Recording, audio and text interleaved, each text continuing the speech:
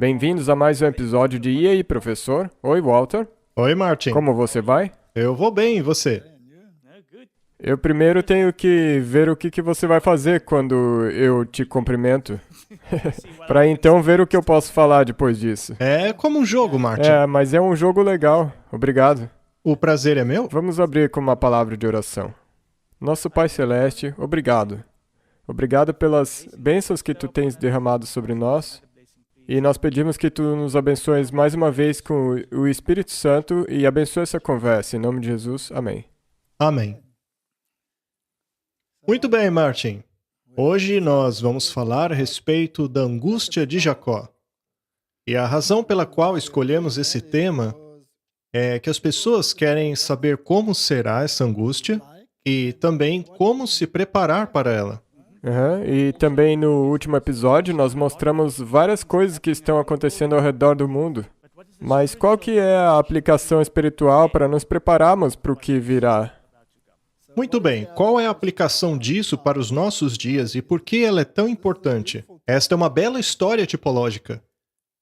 E Jeremias fez menção a ela. Vale salientar que o profeta Jeremias estava presente em Jerusalém quando a cidade foi destruída.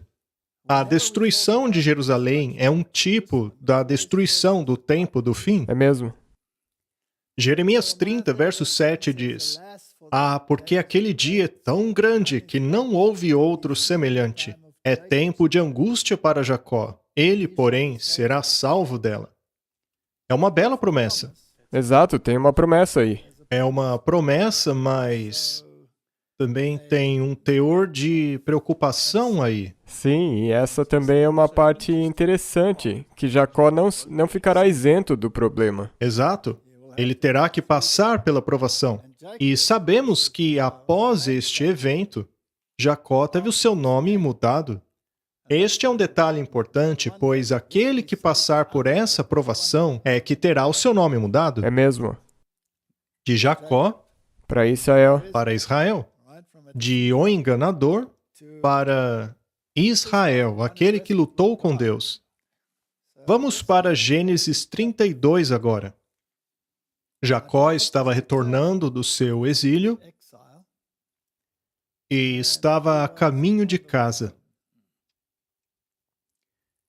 Jacó seguiu o seu caminho e encontraram-no os anjos de Deus. E quando os viu, Jacó disse: Este é o exército de Deus. E chamou aquele lugar de Maanaim, que significa 2 exércitos. Muito interessante. E Jacó enviou mensageiros adiante de si a Esaú, seu irmão, a terra de Seir, território de Edom. E ordenou-lhes, dizendo: Assim direis ao meu senhor Esaú: Assim diz Jacó, o teu servo: Como peregrino morei com Labão, e me detive lá até agora. E tenho bois e jumentos e ovelhas e servos e servas. E enviei para o anunciar ao meu senhor para que ache graça em teus olhos. É interessante que Jacó havia sido muito abençoado em seu período de ausência. Podemos presumir então que a Igreja de Deus também será abençoada antes da angústia. Pouco antes do confronto. Se você olhar o movimento adventista, verá que foi um movimento protestante bastante próspero. Os adventistas têm mais escolas e hospitais do que qualquer outra denominação na face da terra. Possui propriedades. Ela de fato prosperou. Com certeza. Mas um confronto está por vir. E os mensageiros voltaram a Jacó, dizendo: Fomos a teu irmão Esaú, e também ele vem para encontrar-te, e 400 homens com ele. Ou seja, encrenca à vista. Dá para ver no horizonte. Pois é, estava vindo com 400 homens. Eles vinham do leste, do norte, do oeste e do sul. Ou seja, todo mundo se unirá contra Jacó. O número 4 representa os pontos cardeais da Terra. as direções. Exato, assim como a bússola. Então Jacó temeu muito e angustiou-se, e repartiu o povo que com ele estava, e as ovelhas, as vacas, os camelos, em 2 bandos. Interessante. 2 grupos. E todos faziam parte de seu povo. Se avançarmos um pouco mais na história, o povo se dividiu em 2 novamente: Judá e Israel. 2 lados. E aconteceu que um deles era mais inclinado a praticar o mal do que o outro, mas nenhum dos 2 acabou performando de maneira excelente. Sim, Não é isso é mesmo? exatamente o que aconteceu. Será que não há 2 grupos dentro do Adventismo também?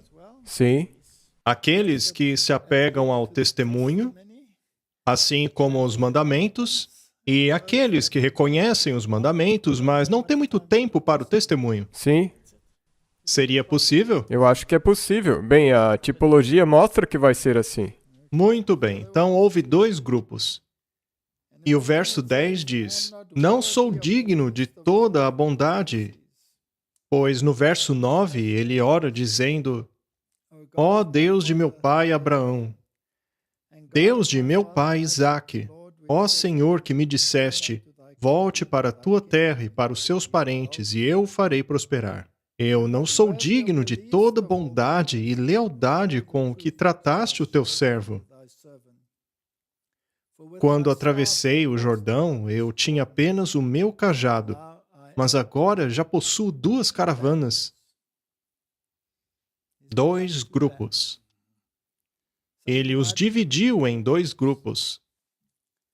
Livra-me, eu te rogo, das mãos do meu irmão Esaú, porque eu tenho medo que ele venha nos atacar e fira tanto a mim como as mães e as crianças.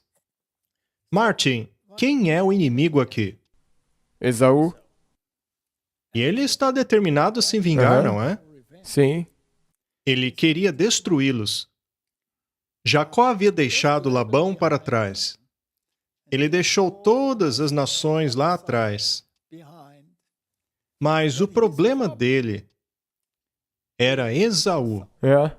Ele, na verdade, se você quiser pôr dessa maneira, veio da Babilônia. Exato. Então ele vai enfrentar Esaú. Esaú. A questão é: quem é Esaú hoje? Seria um O irmão dele. Então, ou seja, um cristão. Seria um cristão. Sendo assim, quem nós haveremos de confrontar? Seria o Esaú antitípico. Exatamente, as igrejas cristãs apóstatas.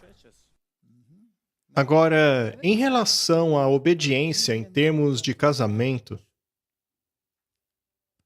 qual dos 2 filhos foi obediente? Jacó ou Esaú? Jacó, com certeza. Ele queria procurar uma esposa e encontrou uma esposa, mas infelizmente... Entre seus parentes, não é? Exato. Sim, esse é um ponto muito importante. Sim, Esse parentesco significando da mesma fé. exato. E daí ele foi enganado. Ele foi Ou enganado. seja, não foi a escolha dele. Não, mas nós sempre somos enganados no tocante a essas coisas. Mas a intenção dele estava Exato. correta. A intenção estava correta. Mas Esaú, ele foi procurar esposas entre os ismaelitas. Primeiro os cananeus, depois os ismaelitas. Acontece que ele foi um grande desgosto para os seus pais. Neste caso, podemos equiparar tipologicamente os pais ao próprio Deus. E Esaú foi aquele que intencionalmente tomou esposas de nações diferentes. Portanto, podemos esperar que o Esaú antítipo faça aliança com igrejas diferentes. Eu acho que o Esaú antítipo ama o movimento ecumênico. Eu disse antes que seria igrejas apostatadas, mas também poderia ser cristãos apostatados. Exato.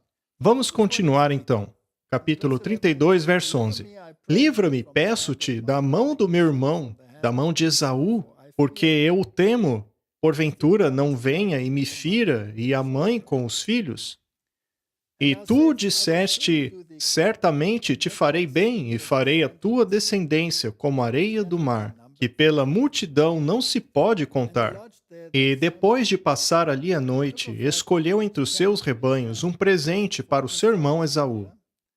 Ele então lista os vários presentes que enviou diante dele. Verso 17. E ordenou ao primeiro, dizendo: Quando Esaú, meu irmão, te encontrar e te perguntar, dizendo: Quem és? E para onde vais? E de quem são estes diante de ti? Então dirás: São de teu servo Jacó, presente que envia o meu senhor a Esaú.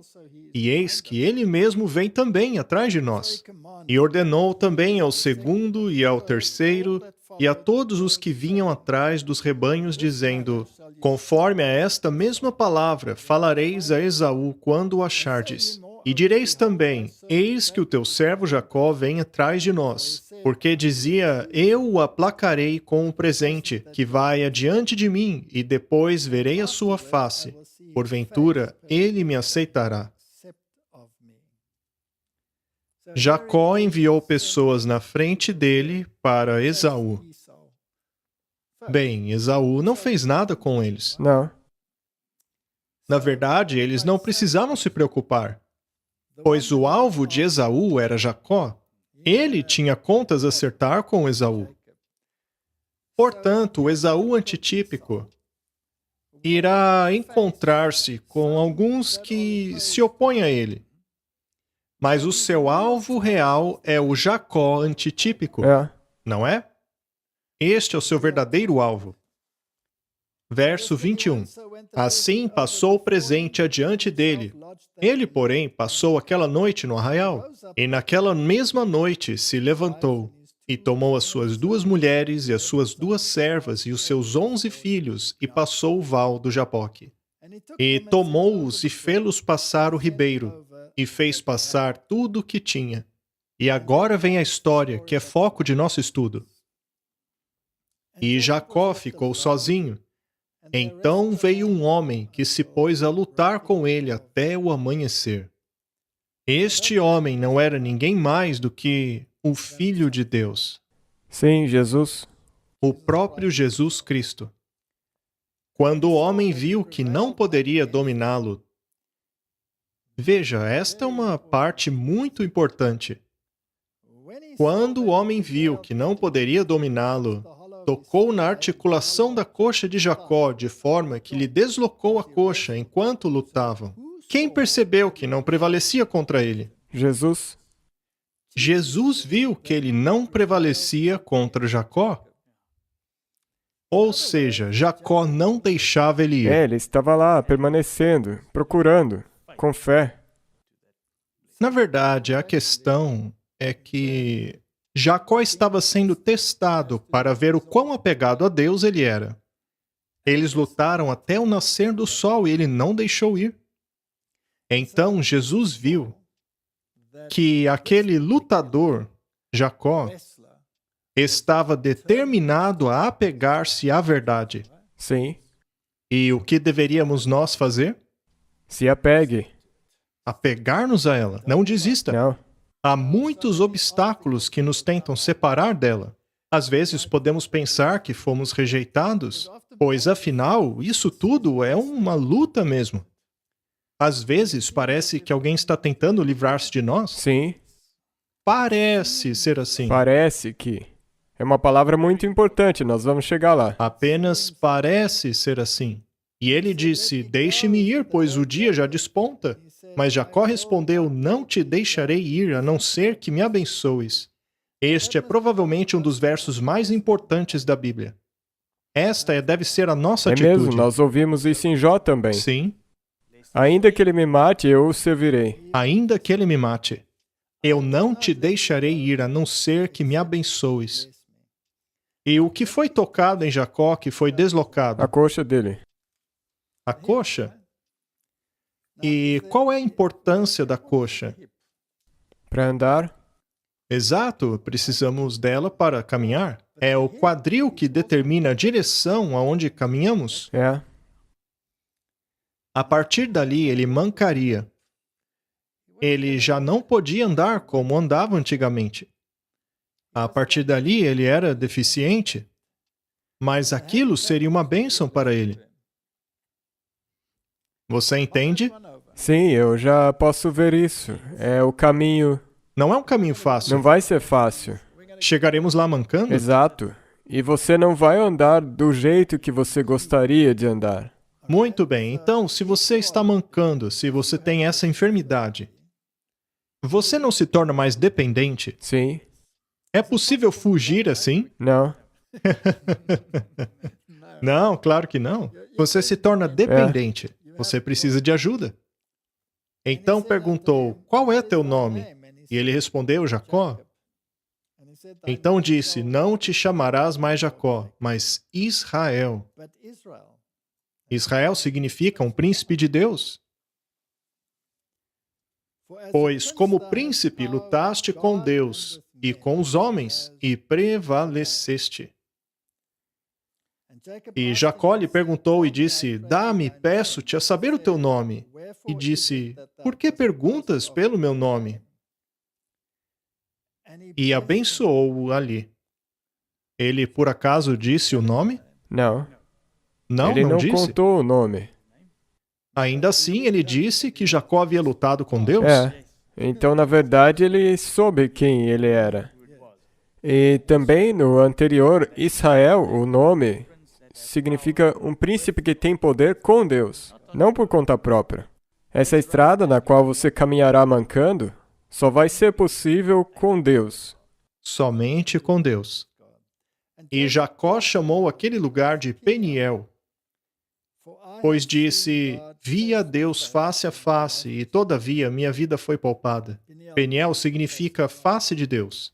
Se olharmos um pouquinho adiante, por acaso Moisés viu a face de Deus? Não, ele somente... Ele o viu somente pelas costas, não é?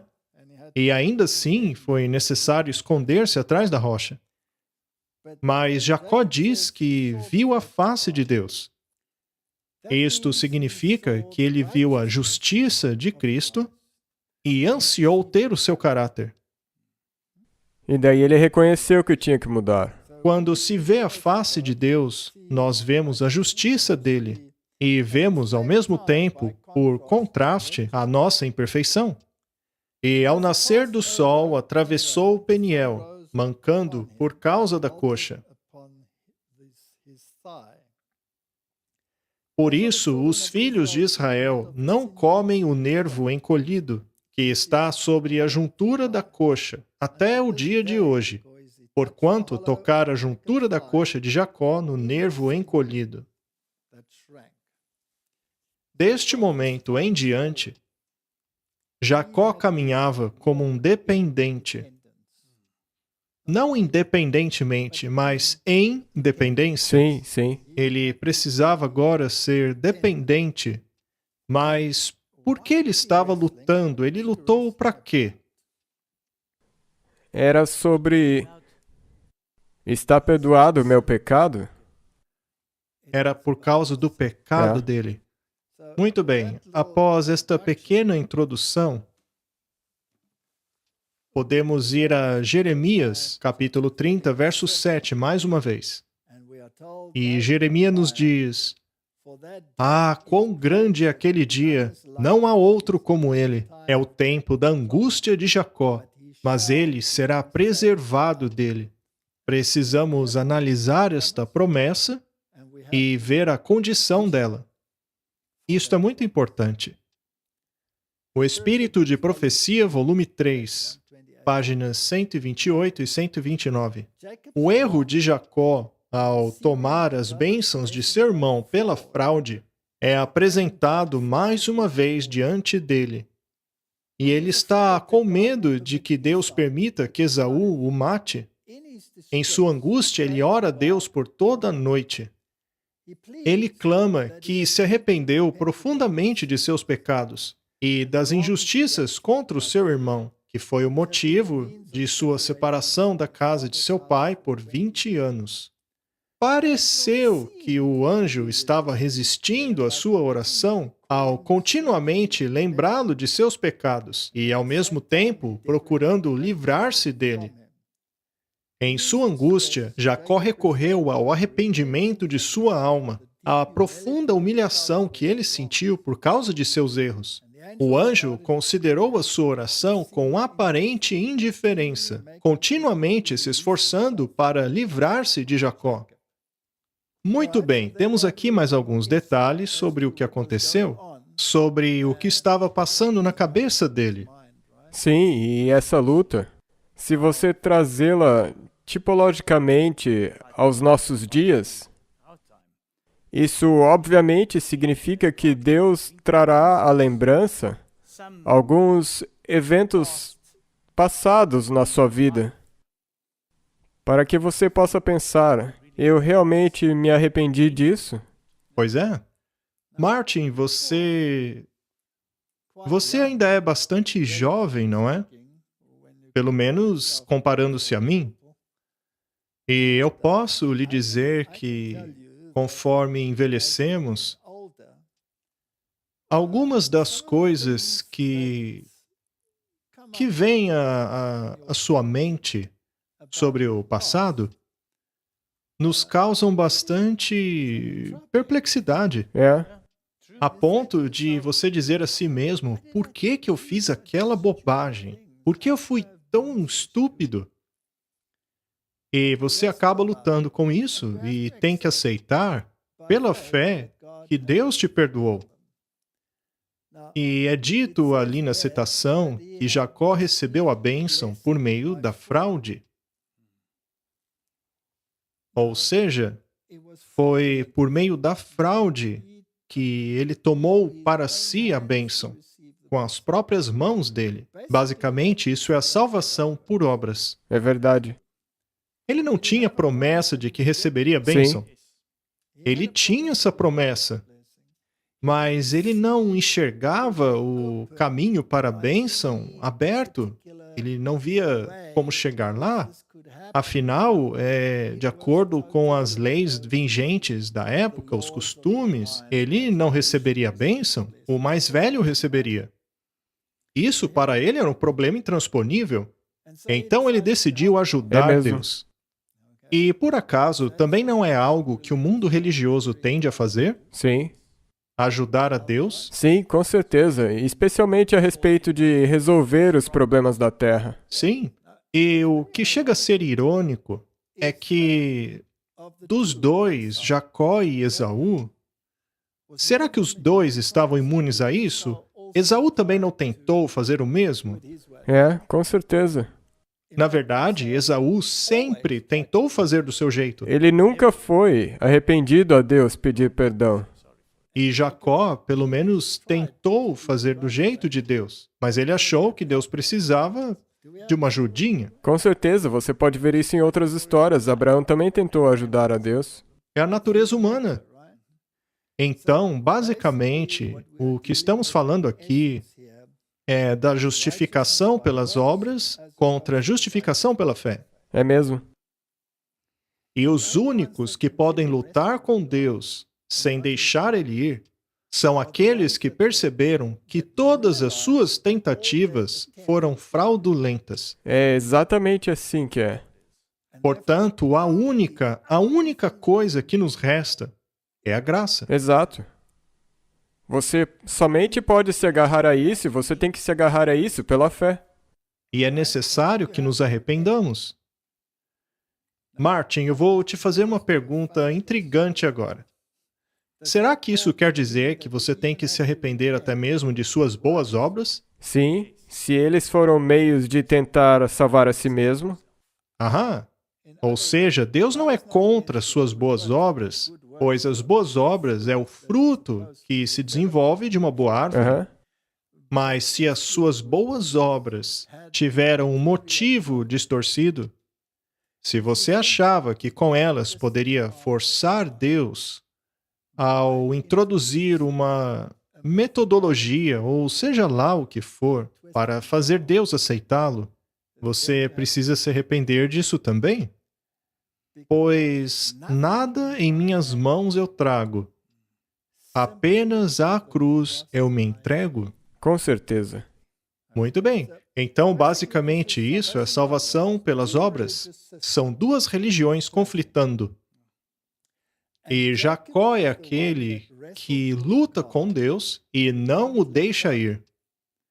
Ele é o que percebeu que a única maneira de salvar-se é a dependência absoluta. Essa sequência tem que estar certa. Quanto do próprio eu restou? 0. 0. Portanto, em sua angústia, ele recorreu ao arrependimento de sua alma. O reino dos céus está às portas. Arrependam-se. Esta foi a primeira palavra que saiu da boca de Jesus, ou da boca de qualquer um de seus profetas, como João ou qualquer outro. É mesmo. Arrependam-se. Sem arrependimento é impossível entrar no reino de Deus. Isso é muito bonito, porque esse arrependimento te torna totalmente dependente de Jesus, e não de você mesmo. Correto? Quando o indivíduo se arrepende, ele muda de direção para seguir em outra. Jacó, porém, não desistiria de seus esforços por causa de dor. Seu objetivo era obter a bênção, e dor corporal não seria suficiente para desviar a sua mente de seu objetivo. Vamos parar um pouquinho aí. Não parece estranho que o povo de Deus não seja frequentemente afligido? Não, eu acho que até mesmo olhando para o futuro, ao tomar o passado como um exemplo, no futuro também pode haver associado a isso um sofrimento físico. Pode ser. É certo que haverá dor espiritual, mas pode ser também que precisemos lidar com dor física. Mas por que Deus permitiria uma coisa como essa? Esta é a pergunta errada. A pergunta certa é: por que não? É, Por que todo mundo deveria estar sujeito a isso, mas não eu? por que que Jesus teve que passar por isso e morrer e não eu? Sua determinação era mais forte nos últimos momentos do conflito que no início. Isso é importantíssimo, precisamos ler com calma. É incrível. Ele, na verdade, cresceu na fé enquanto estava lutando. Às vezes nós precisamos lutar para que a nossa fé cresça. Eu não sei quanto a você, Martin, mas às vezes, quando não consigo dormir, é uma verdadeira luta. É mesmo, a mente fica lutando o tempo inteiro. E geralmente isso acontece por volta de 1:30 da manhã. Sua fé tornou-se ainda mais perseverante. Esse é o próximo ponto, não é?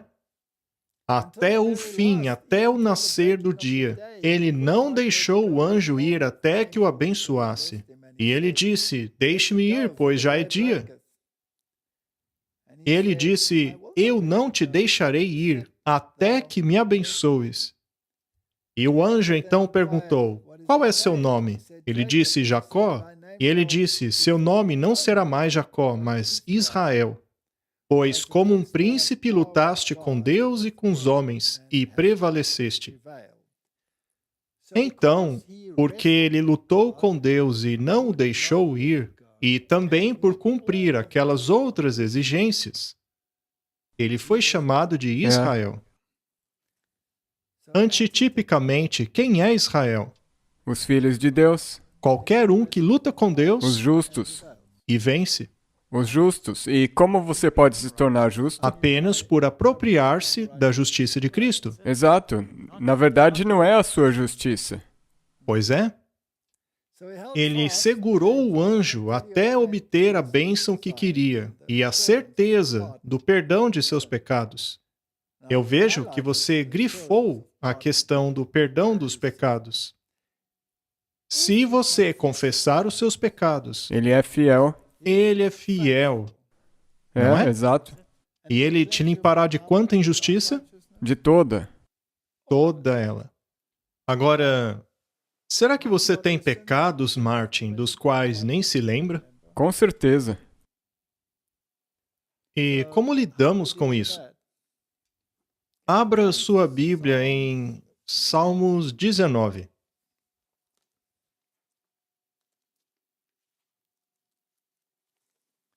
Este é, na verdade, um belo salmo. Os céus declaram a glória de Deus, e o firmamento anuncia as obras de suas mãos. Temos aqui o paralelismo hebraico. Os céus e o firmamento, e eles declaram a glória de Deus, ou seja, o caráter dele. Se você quiser saber um pouco do caráter de Deus, então basta olhar para uma noite estrelada. Contemple o firmamento. Um dia faz declaração a outro dia, e uma noite mostra sabedoria a outra noite. Perceba como ele dobra as coisas. Sempre tem duas coisas falando aqui. Duas testemunhas. Não há linguagem nem fala onde não se ouça sua voz. A sua linha se estende por toda a terra, e as suas palavras até o fim do mundo. Neles pôs uma tenda para o sol. Esta aqui, Martin, é uma lição astronômica muito interessante. É o que estamos lendo agora. E no verso 5 é dito: o qual é como um noivo que sai do seu tálamo e se alegra como um herói a correr o seu caminho. O que ele está fazendo aqui é pegar as glórias do mundo criado e dizer que elas são testemunhas do caráter de Deus. Mas isso não é suficiente. Não é suficiente que o mundo inanimado testemunhe do caráter de Deus, pois há muitas pessoas neste mundo que amam a natureza. Sim. São fanáticos pela natureza. Eles morreriam por ela. Mas pode ser que estejam muito longe de É Deus. mesmo, exatamente. Eles reconhecem a magnificência da criação. Mas eles não reconhecem o Criador. E também não reconhecem as condições. Agora vamos para outras definições. Temos então uma criação perfeita, mas é preciso mais do que isso. Falando sobre o sol, ele diz no verso 6: a sua saída é desde uma extremidade dos céus, e o seu curso até outra extremidade, e nada se esconde do seu calor. Ele então está falando aqui sobre a criação, e ele recorre então a outra testemunha. A lei do Senhor é perfeita. Ela revigora a alma. O testemunho do Senhor é fiel e dá sabedoria aos simples. A lei ao E é o testemunho. testemunho. Muito bem, então temos o mundo inanimado.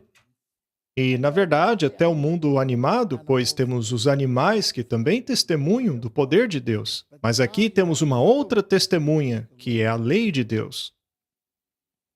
Os estatutos do Senhor são retos e alegram o coração. O mandamento do Senhor é puro e ilumina os olhos. O temor do Senhor é limpo e permanece eternamente. Os juízos do Senhor são verdadeiros e justos juntamente.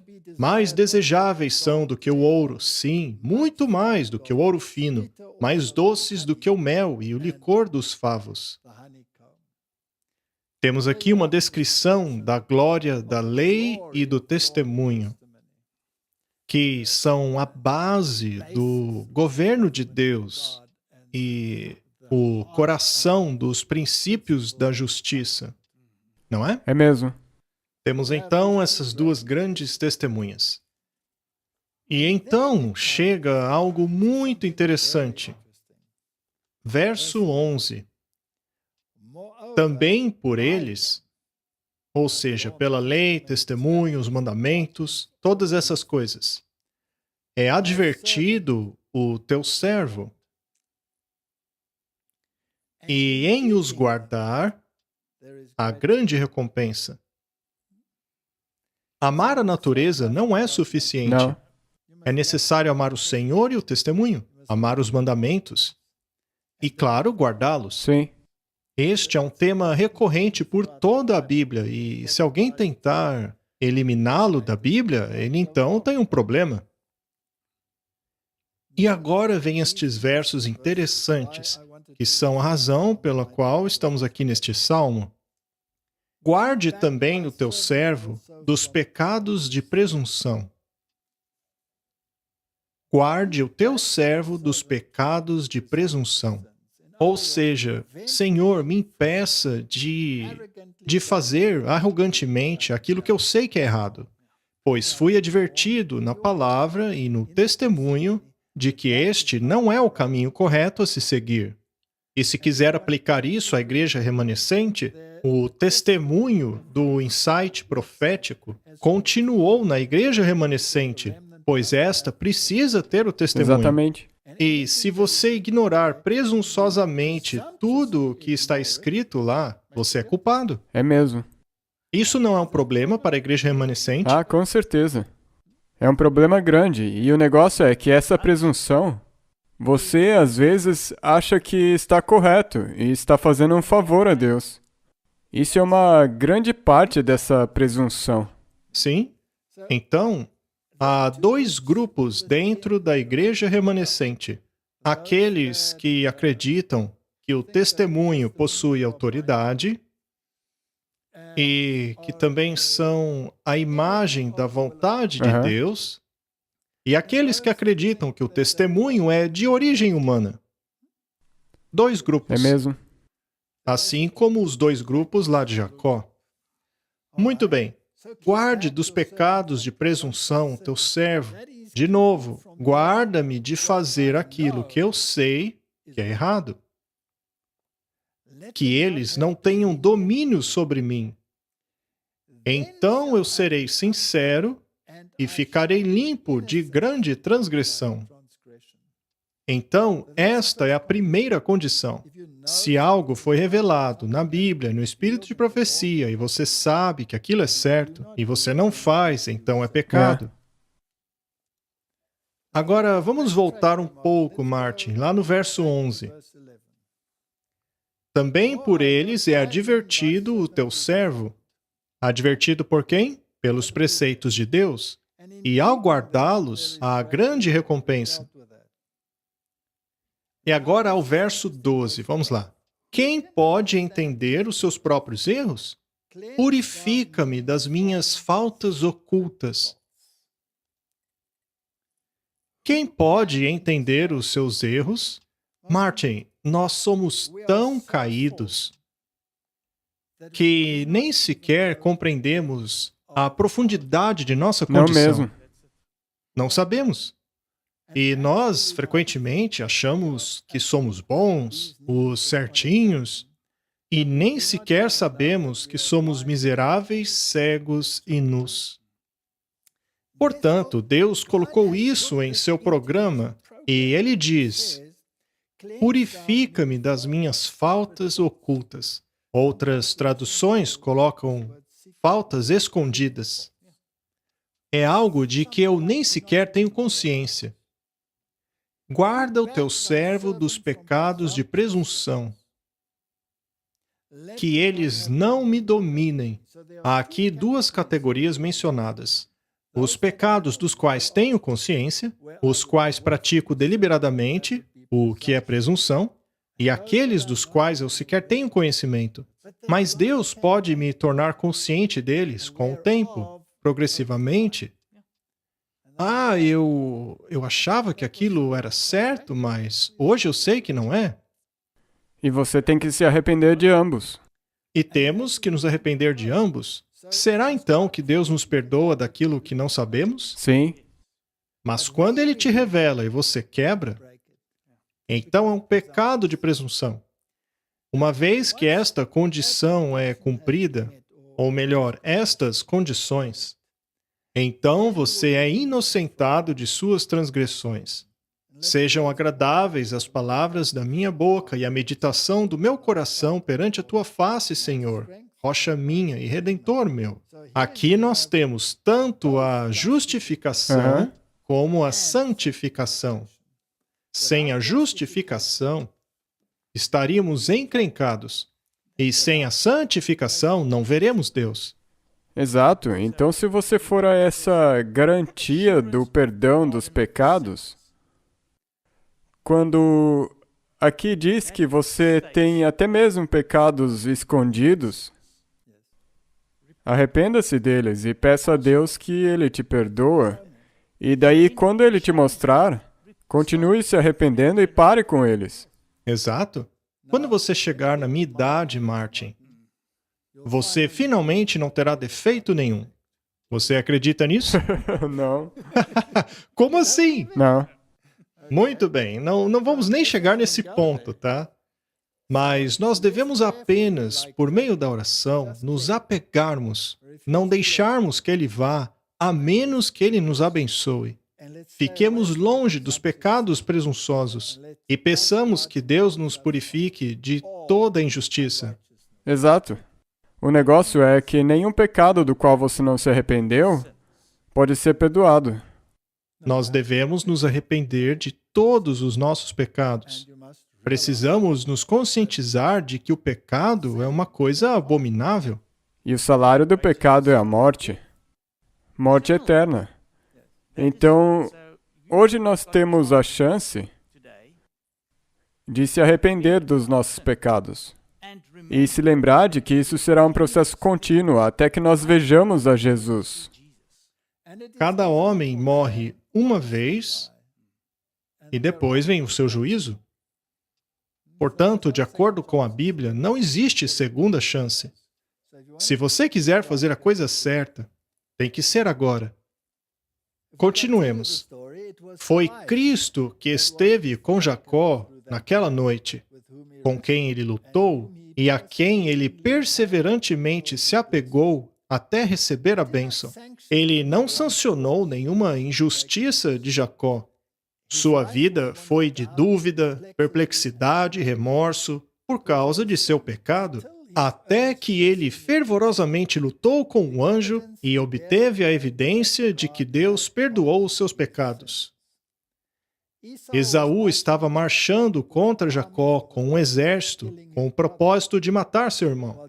Mas enquanto Jacó estava lutando com o anjo naquela noite, outro anjo foi enviado para mover o coração de Esaú enquanto este dormia. Em seu sonho, ele viu Jacó exilado da casa de seu pai por 20 anos, porque ele temia por sua vida. Ele viu a sua tristeza por encontrar sua mãe morta. Ele viu em sonho a humildade de Jacó e os anjos de Deus ao seu redor. Ele sonhou que, quando se encontrassem, ele não deveria feri-lo. Quando Esaú acordou, ele relatou aos seus 400 homens este sonho e disse a eles que não deveriam ferir Jacó, pois o Deus de seu pai estava com ele. Quando o encontrassem, ninguém deveria feri-lo. Muito bem.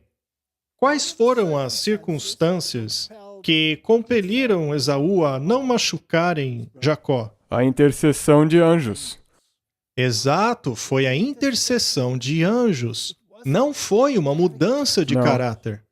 Precisamos entender isso. Deus irá preservar o seu povo. Até mesmo diante do fato de que não há arrependimento no coração do Esaú antitípico, Exato. será a intercessão de anjos que preservará o Jacó antitípico. E isso também traz à mente aquele verso que diz: se Deus é por nós, quem será contra nós? Os anjos de Deus irão à frente. Algumas pessoas interpretam isso dizendo que, uma vez que o coração de Esaú foi mudado, devemos entreter relacionamentos econômicos com Esaú. Mas a resposta é não, porque Esaú nunca se arrependeu. Exato. A Jacó eu amei, mas a Esaú odiei. Mas Deus nunca odiou Esaú, mas sim o que ele praticava. Jacó e Esaú representam duas classes. Nós vimos duas classes na história toda. E nós também vemos duas classes dentro de Jacó. Exato. Jacó, o justo, e Esaú, o perverso. A angústia de Jacó, quando ficou sabendo que Esaú estava marchando contra ele com 400 homens, representa a angústia dos justos quando o decreto de morte sair, logo antes da vinda do Senhor. Martin, se não fossem por esses estudos tipológicos, a Bíblia seria uma letra morta? E no que você então poderia se apegar para encontrar esperança nesse tempo para o qual nós estamos rumando? A Bíblia é um livro vivo. Suas histórias devem ser aplicadas em nossa vida hoje.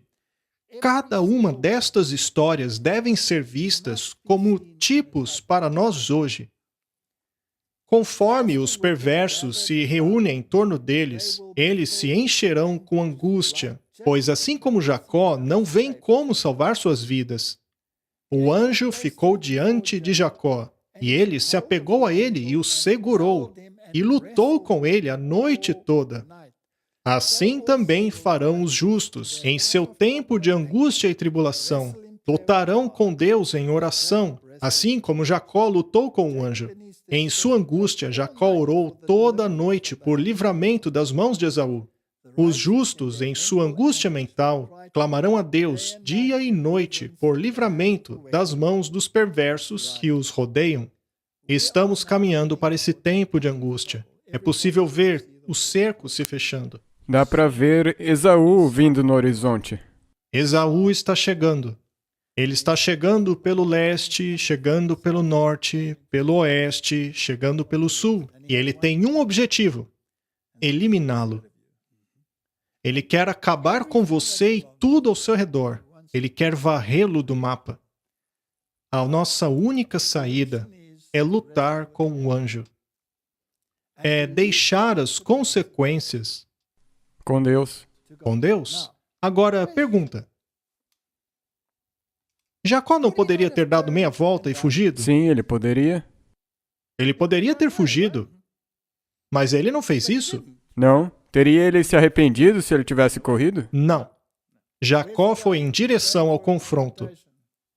E nós temos confronto à vista? Sim. Teremos que enfrentar? Sim. Podemos voltar atrás? E você vai lutar essa luta com sua força ou irá manco para a luta? Não, vai ser mancando, porque você não conseguirá por conta própria. Você terá que se agarrar ao anjo, a Jesus. Nós não temos defesa alguma, nada. Nossa força será incapaz de qualquer coisa. Nós não gostamos de estar nessa condição, mas se não estivermos nessa condição, não venceremos. Vamos dar uma olhada nas condições que devemos estar no tempo de hoje. E eu me refiro agora mesmo. Caso algumas pessoas ainda não tenham entendido, eu me refiro a agora mesmo. Porque Esaú está a caminho. Exato. Os justos, em sua angústia, terão uma profunda noção de sua indignidade. Então, ninguém vai dizer, eu já cheguei lá. Não. Isso é muito importante, porque nós temos que perceber a nossa completa e total dependência de Jesus. E com muitas lágrimas reconhecerão a sua indignidade. E como Jacó, clamarão pelas promessas de Deus por meio de Cristo, tornando assim justos esses pecadores arrependidos e dependentes. Esta não é uma condição que a gente goste, mas é absolutamente necessária. Tem que ser uma condição tal que estejamos completamente vazios de nós mesmos. Houve qualquer coisa que Jacó ocultou de Jesus quando ele estava lutando com ele? Não, ele confessou os seus pecados. Ele não reteve nada. E ele não desapegou de Jesus. Exato. Era a única esperança dele. É como estar em um oceano. Você está lá, afundando naquele mar. Alguém então lhe joga uma boia, e seja lá o que acontecer, você não solta aquela boia, pois se você soltar, você morre. E ao mesmo tempo que você agarra isso aí e não solta por nada, você tem que soltar todas as outras coisas que vão te puxar. Muito bem, é isso mesmo. Este é um caminho muito estreito. Tão estreita que você não consegue trazer sua bagagem consigo. Não mesmo. Ela precisa ficar. E o orgulho e tudo mais também se tornam bagagens. Jacó se agarrou ao anjo em sua angústia e não deixou ir embora. Enquanto ele suplicava com lágrimas, o anjo o lembrava de seus erros passados. Interessante, não? É. Deus trará à sua lembrança aquilo que você fez. E você precisará se arrepender. Ele tentava escapar de Jacó para prová-lo e testá-lo. Da mesma maneira, os justos, no dia de sua angústia, serão testados, provados, a fim de manifestarem a força de sua fé, sua perseverança, sua confiança inabalável no poder de Deus para livrá-los. Seremos provados no crisol. Passaremos pelo fogo. É. Você tem que comprar de Deus ouro refinado no fogo. Exatamente. Deus não teria ouvido a oração de Jacó e misericordiosamente salvo sua vida se ele não tivesse se arrependido de seu erro de buscar a bênção pela fraude. Algumas pessoas dizem, no futuro eu resolvo isso. Aham. Elas esperam até o leito de morte para se arrependerem. Mas não é assim. Você precisa entender que está errado e se arrepender antes disso. Você tem que fazer isso agora mesmo. Isto é, na verdade, como uma investigação. Exato. É como uma investigação. Será que esse arrependimento é genuíno? E ele dirá que esse arrependimento não é verdadeiro e procurará ir embora. É o que Jesus trabalho disse, difícil. não é? Esse arrependimento não é o suficiente. Você então se agarra a ele e diz, é tudo que eu tenho. É tudo que tenho a oferecer. Os justos, assim como Jacó, manifestarão fé inabalável, uma fervorosa determinação que não aceitará recusa. Eles sentirão a sua indignidade, mas não terão pecados escondidos a revelar. Não terão faltas escondidas a revelar. Se eles tivessem pecados não confessados ou não arrependidos, que pudessem ser apresentados diante deles, enquanto torturados pelo medo e angústia, com o senso vívido de sua indignidade, eles seriam sobrecarregados. Quão importante é fazermos uma investigação profunda em relação à nossa condição. É crucial e isso tem que ser feito agora. Porque, como nós acabamos de ler e essa tipologia de Jacó lutando com o anjo nos conta, isso tem que ser feito exatamente agora, porque não vai haver tempo para fazer tudo isso quando o problema grande chegar. Muito bem, Marty. E se houver pecados que você, na verdade, não acha que foram errados? Deus vai ter que te ajudar e mostrar a você que não é assim. E se você tiver, por exemplo, suposições malvadas? E se você olhar para os seus irmãos e irmãs em busca dos erros deles, e, por comparação, você estiver, na verdade, se exaltando em comparação a eles, isso não precisa de arrependimento? Tem que ser assim, porque isso forma parte da bagagem que você não pode carregar com você. Quando você vir seu irmão fazendo algo errado, muitos têm a tendência de se exaltarem por não estarem fazendo aquele mesmo erro. Por isso que é bom lembrar-nos de onde viemos, ao invés de nos compararmos uns com os outros, pois aqueles que fazem essas coisas, de acordo com a Bíblia, não são sábios. Jacó aqui estava lutando sobre o pecado de outras pessoas ou sobre o pecado dele mesmo? Este é um ponto muito bom que você fez, Martin. Então, nós não devemos fazer uma luta de comparação. Isso seria dizer, Senhor, eu não sou tão ruim quanto aquela pessoa. Esta é uma questão bastante séria. Ele tem, portanto, um senso muito vivo de sua indignidade. Martin, isso vai na cara daqueles que são perfeccionistas. Sabe, é exatamente isso. Porque quando você vai ao perfeccionismo e a qualquer um desses, mais uma vez isso mostra você e não a Deus. Sim, isso é comparação. É comparar-se com os outros. E, de acordo com a Bíblia, isto não é sábio. O desespero acabaria com a fé deles e não poderiam ter confiança para clamarem a Deus, pedindo por livramento, e seus preciosos momentos seriam gastos em confessar pecados escondidos, lamentando a sua condição sem esperança.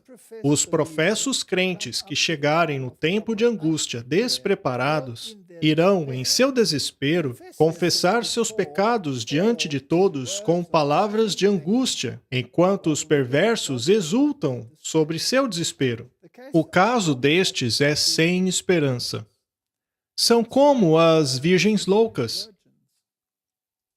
Elas acordaram tarde demais. que aliás também eram dois grupos, as sábias e as loucas. Dentro da Igreja de Deus há esses dois grupos. E seria melhor escolhermos hoje em qual das duas categorias, em qual categoria, na verdade, gostaríamos de estar. Quando Cristo se levanta e deixa o lugar santíssimo, quando o tempo de angústia começar e o caso de cada alma for decidido, não haverá sangue expiador para purificar o pecado e a poluição. A hora de se arrepender é agora. Mas lembrem-se de que o arrependimento é algo muito pessoal. Ele tem a ver com você. A luta é entre você e Deus. Qualquer tipo de arrependimento coletivo não serve de nada, porque precisa haver um arrependimento pessoal. Tem que ser um arrependimento individual, não pode ter uma salvação corporativa. Enquanto Jesus deixa o lugar santíssimo, ele fala em tons de decisão e de autoridade real. Aquele que é injusto, que continue injusto. O que é imundo, continue imundo. Quem é justo, continue justo. Quem é santo, continue santo. E eis que venho logo, e minha recompensa está comigo, para dar a cada homem de acordo com sua obra. Isso mostra claramente que a graça terminará antes da vinda de Cristo. Sim, vai ser antes dele vir. E o julgamento vai estar completo quando ele vier. Estaremos passando pelo tempo de angústia, as pragas caindo, e ainda estaremos na angústia de Jacó, Exato. pois Esaú estará atrás de nós para nos matar. Lembre-se de que o decreto de morte vai sair no final deste processo. Ele não sairá no início deste processo. Primeiro tem a questão da compra e da venda, ações econômicas, humilhação pública, e depois de tudo isso, o decreto de morte. Aqueles que demoraram em preparar-se para o dia de Deus não poderão fazê-lo no tempo de angústia ou em qualquer outro período futuro. Os justos não cessarão o seu clamor agonizante por livramento. Eles não podem lembrar-se de nenhum pecado em particular, mas em toda a sua vida vem apenas um pouco de bem. Isso é importante. Se pertencemos a esta categoria chamada pela Bíblia de justos, eles nunca chegarão num ponto em que pensarão ter atingido a impecabilidade. Eles continuam, mesmo que eles não possam lembrar dos próprios pecados. E é isso que vai acontecer, e por isso que é tão importante. O arrependimento tem que acontecer a partir de hoje, a partir de agora. Isso é fundamental. Seus pecados passaram previamente por julgamento, e o perdão lhes foi concedido. Seus pecados foram lançados no vale do esquecimento, de forma que não podem mais lembrar-se deles. Certamente a destruição os ameaça, e como Jacó, não permitirão que sua fé enfraqueça, pelo fato de suas orações não serem respondidas imediatamente. Nós estamos caminhando para este tempo, agora mesmo. Estamos a caminho. Num trem de alta velocidade. Apesar de sofrerem com fome, eles não cessarão suas intercessões. Os tempos de angústia irão requerer um esforço fervoroso e fé determinada, capazes de suportar a demora e a fome, e que não falharão na fraqueza, apesar de severamente testadas. O período de teste é o tempo dado a todos para prepararem-se para o dia de Deus. Se qualquer um negligenciar esta preparação e não der ouvidos às advertências dadas, eles não terão desculpa. Martin, como lemos lá no Salmo 19, a lei e o testemunho. Temos que estar alertas contra a presunção. Se Deus revelou a sua vontade, e ainda assim negligenciarmos fazer a vontade dele, somos culpados. Agora vou te perguntar outra coisa. Eu vou fazer uma pergunta diferente. Suponha que eu negligencie a leitura destas advertências. Eu também não serei culpado? Com certeza, porque daí como você poderia saber o que Deus poderia ter te revelado? Muito bem. Agora, mesmo neste mundo, seria a ignorância da lei uma desculpa para quebrá-la? Infelizmente, não. Até mesmo neste mundo injusto, a ignorância da lei não é desculpa para quebrá-la. Minha pergunta então é: a ignorância daquilo que Deus revelou, não seria ela também um caminho para a perdição? É mesmo, você não vai poder usar a desculpa para Deus e dizer, não, desculpa, eu estive muito ocupado para saber disso. Muito bem. E se você se chama de cristão, se você professa ser um cristão guardador dos mandamentos e acredita na lei e no testemunho, por que então não estuda a lei e o testemunho? Você tem que, não tem como ser de outra maneira, porque, como diz em Salmo 19, se você não estudar, você pode estar sob a presunção. E porque você não estudou, Deus não pôde revelar nada a você, porque você estava usando os seus próprios pensamentos. Eu li recentemente no Espírito de Profecia. Eu li ontem mesmo, na verdade. Eu li ontem à noite que há aqueles que ignoram os testemunhos a seu próprio risco. Mas também há aqueles que guardam em seu coração esses testemunhos. E estes serão preservados de todas as falsas ideologias e doutrinas e filosofias que surgirão, que virão como um dilúvio. É por isso que é importante estudar o espírito de profecia. E também isso diz que existe uma preparação. Nós estamos na preparação. Eu estava pensando que a época que nós estamos vivendo hoje é como a sexta-feira antes do sábado. Nós estamos no dia de preparação, mas vai ser difícil, porque no sábado vai ter 1000 anos de descanso. A razão pela qual há tão pouco exercício da fé verdadeira e tão pouco peso da verdade sobre muitos professos crentes é por sua indolência nas coisas espirituais. Você viu, Martin? É exatamente aquilo que estávamos falando. Indolência, ou seja, preguiça, não queremos ler e estudar. Nós não vamos atrás. Nós temos os testemunhos. Está lá na sua prateleira, mas você não lê. E ainda que não esteja na prateleira, eles estão na internet gratuitamente. Podemos lê-lo, ouvi-los por audiolivros, nem precisamos comprá-los. Indolente é alguém que também diz, não é muito confortável. Alguns não Eu querem, não quero. são preguiçosos. Não estão dispostos a se esforçarem, a negar o eu, a agonizar diante de Deus, a orarem longamente e fervorosamente pela bênção, e assim não a obtêm. Veja, a repetição na oração é uma condição a fim de receber a resposta. Não porque Deus queira ser vingativo, mas é porque Ele está testando a sua fé. Agir em você é para o seu próprio bem. E precisamos nos esforçar? Eu estou me esforçando pela minha vontade ou me esforçando pela vontade de Deus? Pois às vezes, se eu quero uma resposta, devo estar disposto a receber um não. Não também é resposta. Isso mesmo, 100%. E às vezes você pode estar achar que está fazendo algo por Deus. E na verdade estar trabalhando contra Ele. Porque você não estuda o suficiente.